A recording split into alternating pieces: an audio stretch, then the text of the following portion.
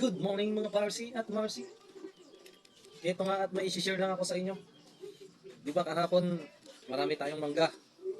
Tapos si Tipay ay nag-duty. May pasalubong siya sa akin at ako natuwang-tuwa din. Nakalagay pa sa styro. Papakita ko sa inyo.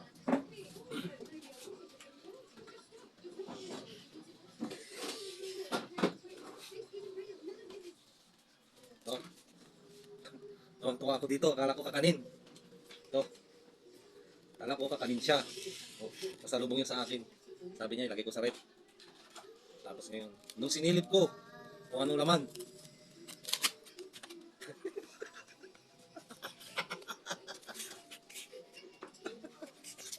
Mangga pa rin. Pinasalubungan niya ako ng mangga. Ang dami ko nang dila ng mangga kahapon. Pasalubong niya sa akin mangga. Akala ko kakanin ang laman ito. Yun lang.